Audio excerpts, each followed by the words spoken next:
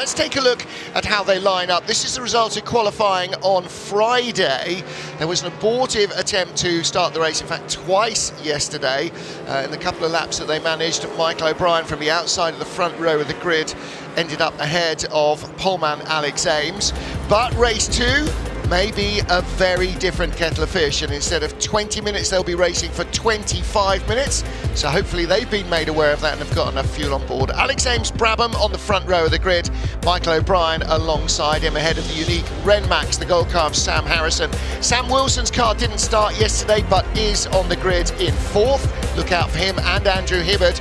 And the Callum Grant, we heard about the Merlin, well let's hope he gets a tow and manages to keep going. And Horatio Fitzsimon, 6 fastest in qualifying when the throttle cable broke, ended up 8th on the grid, could well be a podium finisher. In fact, anybody in the top dozen could be. This is a little bit like modern Caterham racing. If you stay in the lead group, anything is possible. All these cars so far down the top dozen are rear engine cars, mid-engine cars. This was the period where all of motor racing was transferring from front-engined post-war to mid-engined, which we still use. But in the wet, the dynamics of the front-engine car were a lot more calm than the rear-engine cars, and so actually they went quite well. However, here you'll see the much more upright front-engine cars struggling. Now the fastest of them is just inside the top 20, and that is the Elva of Charlie Besley, high white car with an even higher driver, a red car rather, and behind him Ray Mallock in the green Mark II U2, just him going behind the grid at the bottom. It's basically a green shoebox, and among the other cars, particularly in the front engine category, you'll see some names that came and went with Formula Junior. Lynx, Nike, Kieft. Well, that started in the 500cc Formula 3s. Britannia, Emerson, Donford never really survived the end of Formula 3, and nor did Deep Sanderson, Osper or Stangalini. So you'll see those cars as well on this grid. It is a real microcosm of how motor racing changed at the end of the 50s and into the 60s, and it lived short but it burned bright. And it will burn bright once again this morning. Probably here at the festival, the biggest Formula Junior grids ever assembled, including in period. Don't think you'd ever have got 50 Formula Juniors at any racetrack anywhere, but it was a fairly widespread, not just British series, and it was very well taken up again on the continent. And in fact, you can see Michael O'Brien, the man on the outside the front row of the grid, his pale blue Lotus 27, one of the very newest cars, if you can call something from 1962 new, or the least elderly. That car in the colours of a Curie Ford France. So Italy, France, Germany, Austria, and in the UK this was a very popular category. And Alistair, with us, it's one of the all-time favourites here as well. It is indeed, yes. It was only around for 5 years, but provided a worldwide route into Formula 1. There was no such thing as Formula 2, Formula 3, or any of the other junior formula we have these days. This was the way you got into Formula 1. And in fact, some of the chassis we're seeing today had different engines added for Formula 1 racing. So the same chassis could have a smaller engine for juniors and the larger engine for Formula 1 Grand Prix racing. And that's why they do look like Formula 1 cars. At this time, Formula 1 was 1.5 litres, and so these cars 1.1 litre. It was the same chassis, bigger engine. You've got an F1 car. 400 kilos, the minimum weight for these cars. Not all of the front engine cars will make that, but it shows you how tiny they genuinely are. Lights are off on the RML SWB safety car. We are ready to send our Formula Juniors into battle. 25 minutes of frantic, rushing action. These tiny little devices rely on big slipstreams, minimum contact patch from the tyres. It is all action all the way.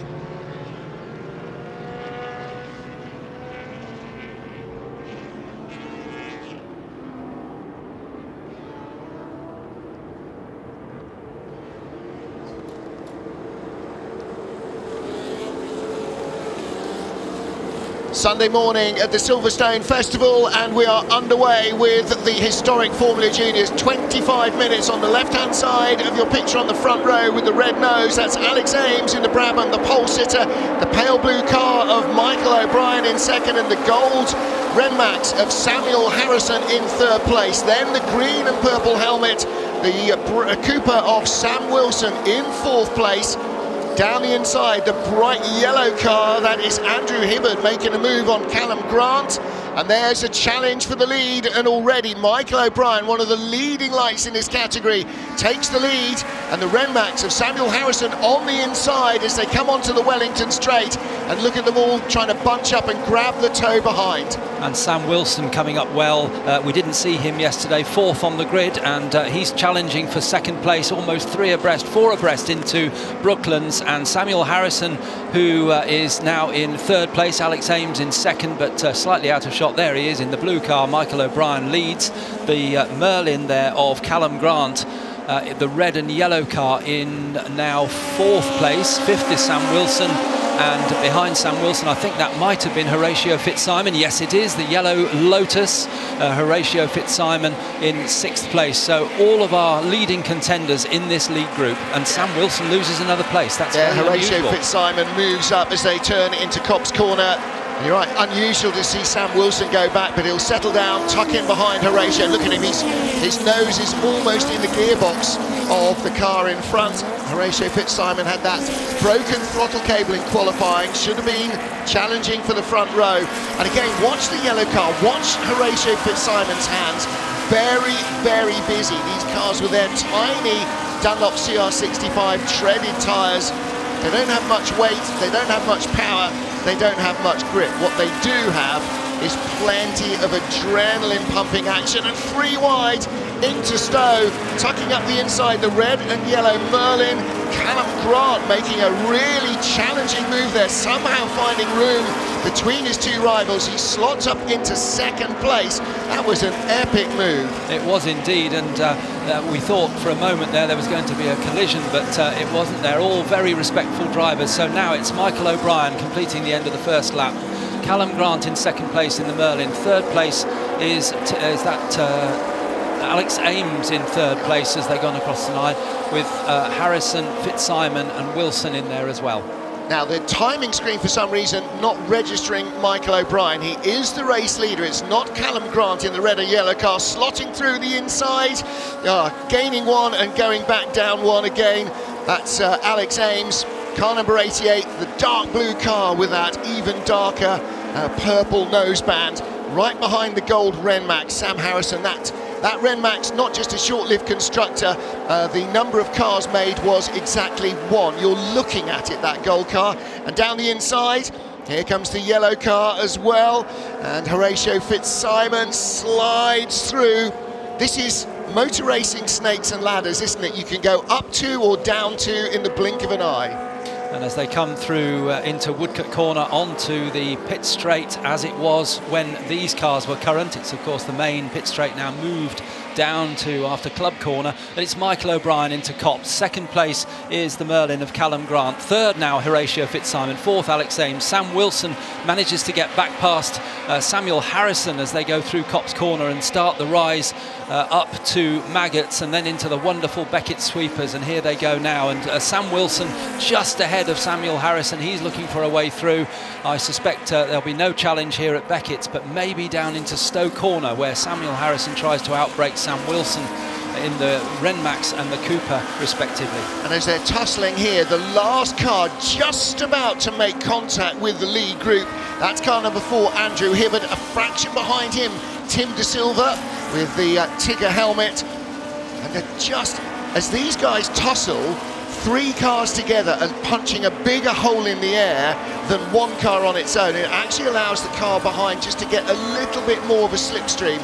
But the leaders are stretching their legs. Michael O'Brien now 1.47 seconds ahead of Callum Grant in the red and yellow machine. There's Michael O'Brien, there's Callum Grant behind, and he's got Alex Ames, Horatio Fitzsimon rather, in the yellow car closing in behind. So again, Horatio Fitzsimon for some reason not quite showing on the timing pile on the left hand side, but The number Mark 1 human eyeball shows us the yellow car is battling in third place, looking to slot up into second, gets his nose through. These tiny little cars. Again, when we talked about that 3 wide going into Stowe, you thought, oh, this could all be very, very uncomfortable. Everybody's aware of how exposed you are in these cars. It's not just about the fact that if you bend it, you're going to have to pay to repair it because you're not a pro driver racing for a factory team. And that's why there's a really good degree of respect. It's self-preservation. This is more like motorcycle racing than modern car racing. And Sam Wilson makes up a place there, gets past Alex Ames coming into Brooklands. There's Samuel Harrison, and Samuel Harrison's going to spin. That is something you do not see very often. Samuel is an excellent driver and very careful, but he just nipped the corner a little bit too tight. The back came out and he couldn't save it. Meantime, at the front, Michael O'Brien is trying to make hay while the sun shines, literally here at Silverstone, with the battles going on behind, really helping Michael in the lead car open up a gap over Callum Grant, Horatio Fitzsimon and Alex Ames in the next group. Here, side by side, is Ames and Wilson as they go into Beckett's. Wilson gets ahead, so Sam Wilson just ahead of Alex Ames. Great stuff from Sam Wilson in that Cooper with the British Racing Green and the Cooper stripes. That's where they came from on the Mini Cooper that you're familiar with seeing. And there's been a change for second place. The yellow car of Horatio Fitzsimon ahead of Callum Grant and looking like he's just about breaking the toe. Sam Wilson with that Technicolor green and purple helmet now up into fourth place ahead of Alex Ames and Andrew Hibbard, car number 4. Hibbard right there and trying to find a way through. They haven't quite been joined by Tim De Silva, who's dropping a little bit back now as these lead 6 cars stretch their legs. Of course, all the way down the grid there will be similar battles fought out. We're looking at our leaders because that's what you do, but all the way down the order, lots and lots of different cars battling for position as well. Going to have a quick squeeze back and see where our leading front engine car is, and that might be Ray Mallock now in 20th place. So Ray Mallock now in his 7th decade and has handed over RML, the company he founded 40 years ago. They're celebrating their anniversary here to his son Michael Mallock, but Big Ray still racing one of the U2s that his father created back in the 1950s. Horatio Fitzsimon in second place, sorry Alistair, is now creeping away from Callum Grant, isn't he? There's definitely clear air between them. Well, I think what I was about to say, and that might be why Callum is dropping back a little, is he was gesticulating at Horatio in his through his mirrors, and I think he was saying, let's work together and try and catch Michael and not battle amongst each other. And the gap between the yellow and the red and yellow striped car is not significant in Formula Junior racing. Yes, there's a gap, but he can close that up again with the slipstream. And I do wonder whether Callum and Horatio will try and work together to close the significant 3.8 second gap back to or from Michael O'Brien, the leader. Well, it's their only chance. O'Brien set the fastest race lap, but he is lapping between half a second and 1 second quicker than anybody else in the field. Horatio Fitzsimon last time round 2:18.6, 2:17.5, the fastest lap for Michael O'Brien, so he put another second on them on the last lap. And in fact, Callum Grant in third was only in the 2:18, so he was half a second slower than the man in second. Now here's a battle I think that's about to catch fire. Alex Ames with the yellow and green helmet, car number 88, just in front of Andrew Hibbard. And Andrew, don't forget, Alex qualified on pole in his Brabham, and Andrew Hibbard qualified 5th in the Lotus 22. The two of the classic makes in Grand Prix racing here in Formula Junior, the Lotus and the Brabham. Lotus Colin Chapman and Brabham Jack Brabham, of course, world champion. And they turn into Beckett's.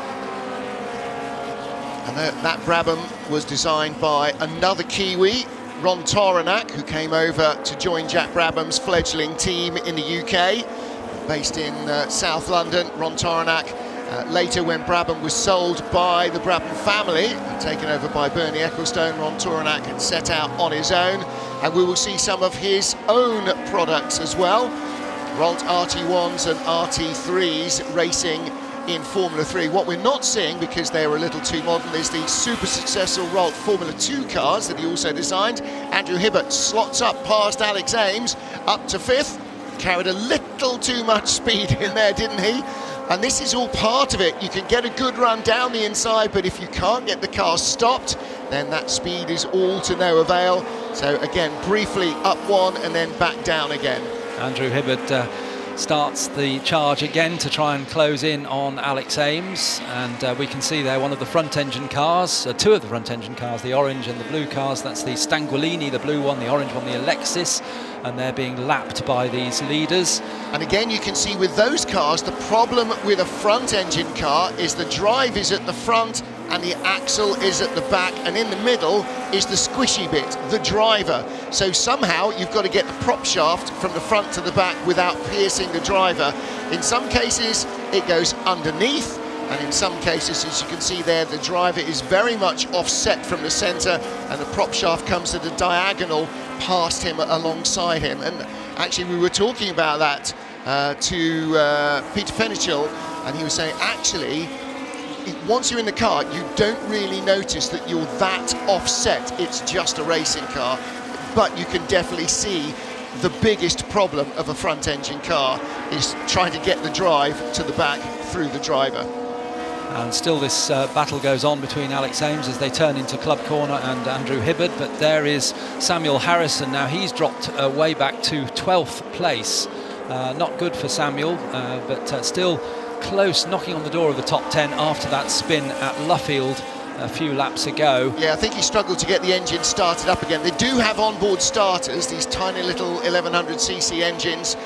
They will start, but he lost the engine when he looped round. He sort of stuck his nose in and realised the gap was closing quicker than he'd hoped, and sort of tightened the line, and the car spun, and then would have wasted a few more seconds. And of course, seconds here aren't just seconds, they're lifetimes when you're trying to get the engine to churn over and catch. And once it's hot, it's not very keen on doing that. He's right behind, he's behind the Stanguilini and Duncan Rabagliati in the Alexis, which is car number 7. There he is, Rabagliati, the leading light of making Historic Formula Junior what it is.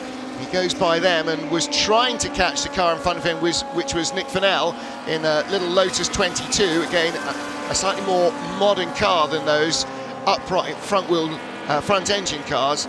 But he's going to have to close that gap again, isn't he? In fact, the reason that there was only one Renmax is that the builder of the car wanted really to build a Lotus 20.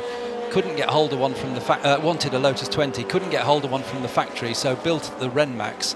But then he managed to buy a Lotus 22, which is the car that Samuel Harrison is now chasing. So he didn't build any more cars. Yeah. Why reinvent the wheel if Colin Chapman is doing it constantly for you? There is Horatio Fitzsimon, the bright yellow car, 114, and he is in second place, but already, pretty much 5 seconds behind Michael O'Brien in the Lotus 27. So Horatio Fitzsimon, his Brabham BT6. And again, I love the way that he's got, as you probably would have had in period, you know, the driver's name in big capital letters down the front of the car.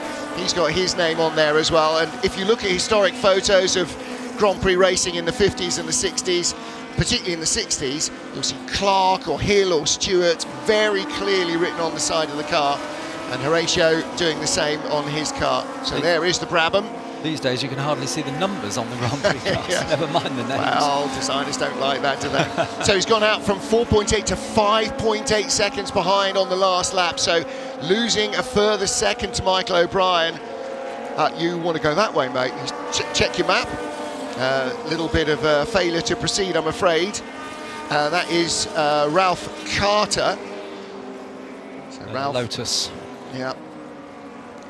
Lots of trouble, usually serious, of course, is the Lotus acronym. It's not actually what Lotus stands for, but became laughingly known as that.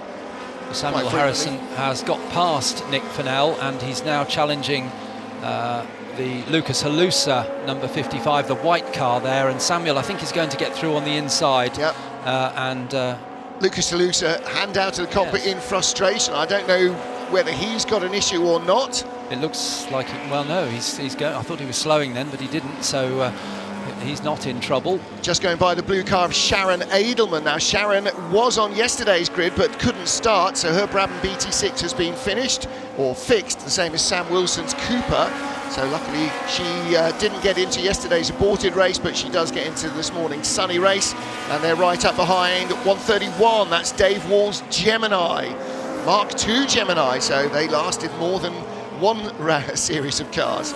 I think Lucas Halusa may well be in trouble, actually. We did suggest he might be. It looks like he is slow in the Lotus 22, maybe lost a gear, so he might be running in, say, third gear instead of being able to go up to top gear. Or maybe second to fourth, and that's a bit of a handicap as well. If you're missing that intermediate gear, particularly in the complex, you're probably over-revving it in second, then dying a death waiting for the revs to pick up in fourth. These cars not over-endowed with torque.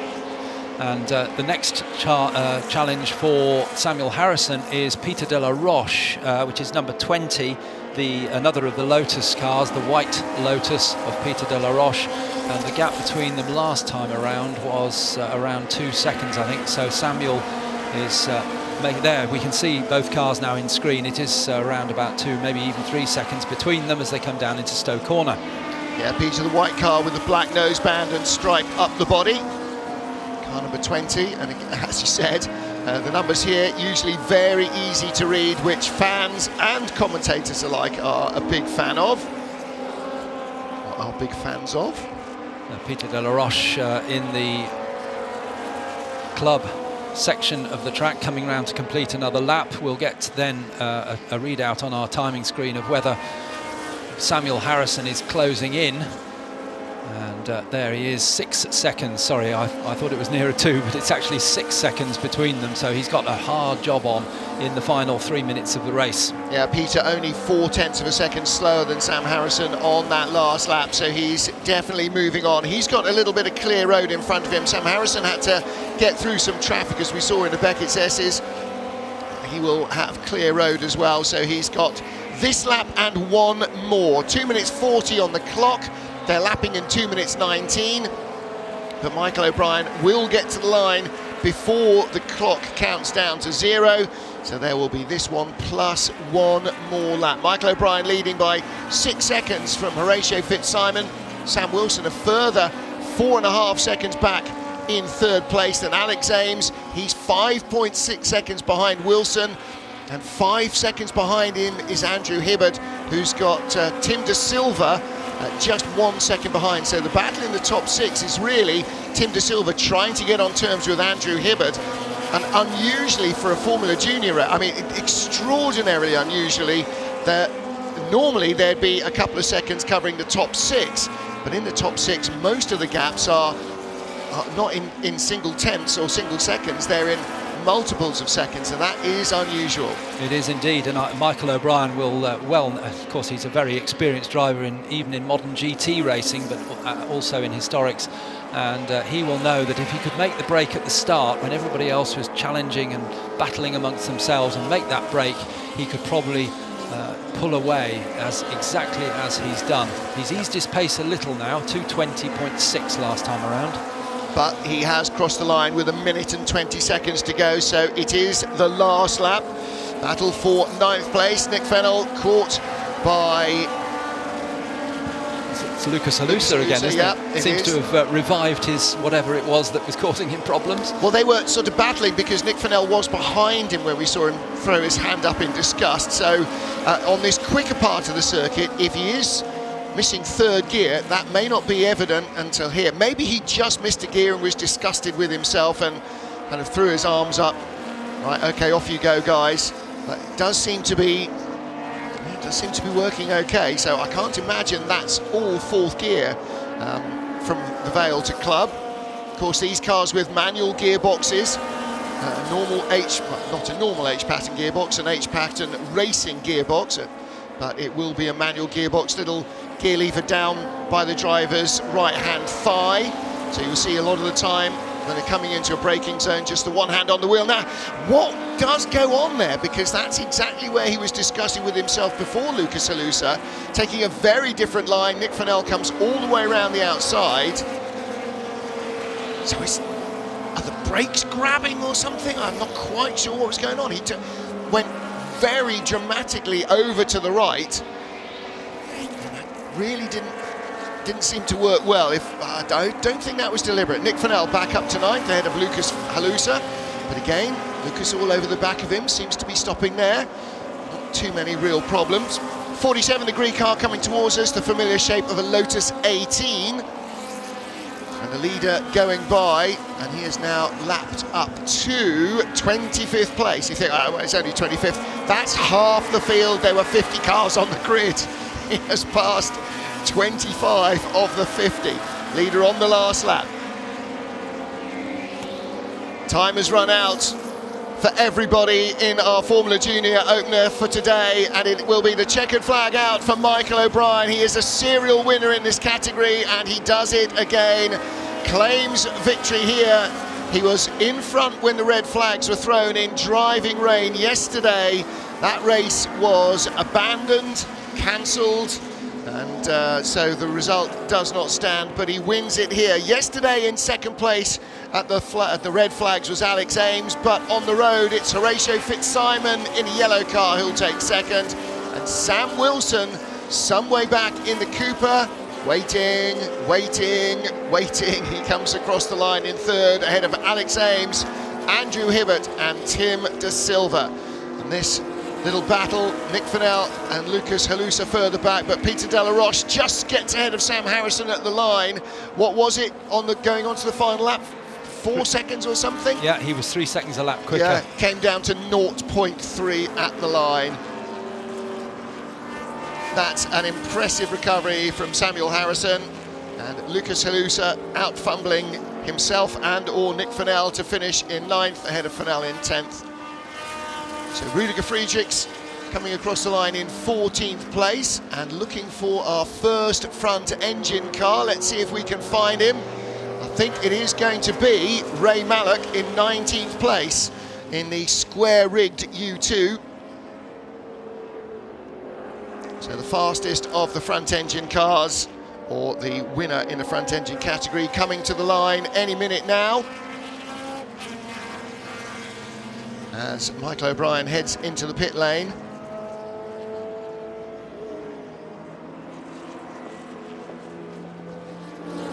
So Michael O'Brien, our race winner this morning, Horatio Fitzsimon in second, and waiting for our front-engined winner. And where is he? There he is in the green shoebox. There is Big Ray Mallock, man who founded RML, and the Mallock dynasty continues into the third generation. His son Michael is now at the head of RML, and of course Ray got into racing because his father Major Arthur Mallock was very much into racing and conceived the U2 because it was a car that you could buy and build yourself. You too can have one. I asked Ray about that because I always thought that was the where it came from. It was actually you two can have a body like mine. The Charles Atlas Charles advert. Atlas, yeah. Yeah, that's where it came from. So here are the top three from this morning. Bryn is with them. Yeah, thanks very much, Martin. Just getting to the drivers right now, and Michael, as he takes his helmet off here, it's been a strong, solid performance from you. I mean, you led by some 6.5 seconds, something like that, but it was never in doubt, was it? You had the form yesterday too. Yeah, absolutely. I was very confident in the wet, but of course you never quite know in the dry. I actually picked up a small problem on the warm-up lap in the car, and it made the race sort of significantly more difficult, but once I'd got the gap, I could just maintain then. I wasn't worried about putting in quick times, just about maintaining that gap, and yeah, it was good. Luckily, could just click the laps off and bring it home. Make it more of a challenge for yourself, I suppose. Well, compared to yesterday, this is an absolute dream though, isn't it? Blue skies ahead. I know, yeah, and just especially for the spectators and everyone that's come to buy a ticket to watch. We didn't really give them too much of a race yesterday, so this hopefully made up for that. Well, congratulations, well done there to Michael. Let's go this way to Horatio now. Horatio taking home the second place trophy, the second position. It was a hard-fought battle out there, a couple of spins ahead as well that maybe played into your hands a bit. Well, to be honest with you, I feel a bit cursed here. I keep having, every year I've done this, I've had a bit of bad luck. Didn't make it easy on myself coming from 8th, but I knew I had to get through the pack quickly. It's tricky first few laps, but once got into some clean air, we just couldn't match Michael's pace, I'm afraid. But still enjoyed it, good race, and yeah, glad we got to race today.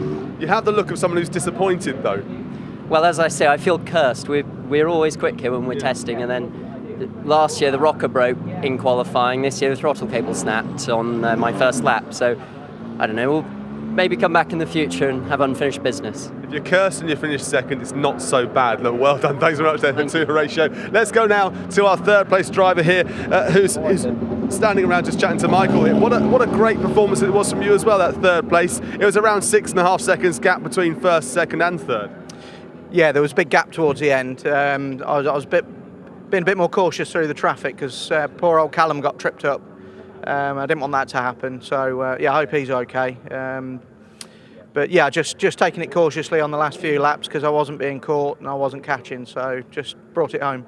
Must be lovely though to be out here at Silverstone with the sun shining down on you and the crowd as well. I mean, in this area there's not a huge crowd, but certainly in other areas there are. Yeah, it's fantastic. It's a great atmosphere here, and you know, it's one of the best events in the world. So, no, it's fantastic. Podium time. Thanks, Sam. Thank you. Well, congratulations to our top three. Really interesting to see Horatio Fitzsimon, sort of like a Grand Prix driver, examining the tyres of Michael O'Brien's car at the end of the race. So Michael O'Brien, the clear winner, he made his break. Horatio Fitzsimon, yeah, it's starting to look like a man who wonders what he has to do to get some good luck here at Silverstone. Sam Wilson in third. We didn't see the incident he referred to with Callum Grant, but he did disappear in traffic. So he should have been in among our top 6, but did not finish the race. Alex Ames was 4th, ahead of Hibbert and De Silva. And our winning front-engine driver, Ray Mallock, in 20th place. I'm sure Big Ray happy with that as well. RML, the firm, celebrating their 40th anniversary here. And some other names to country with. Keith, the Lynx, and the Britannia Domford, and the Elva of Charlie Besley didn't have the best of runs, unfortunately. Charlie, he was the top qualifying front engine car, but dropped down the order in the race. And as we said, just one car didn't start and 2 didn't finish, including, disappointingly for him, Callum Grant. We didn't see the incident, but clearly Sam Wilson did, because he was chasing Callum getting caught out in traffic. So hopefully the car is okay. It seems that the driver is. Ralph Carter, the other starter, who did not finish.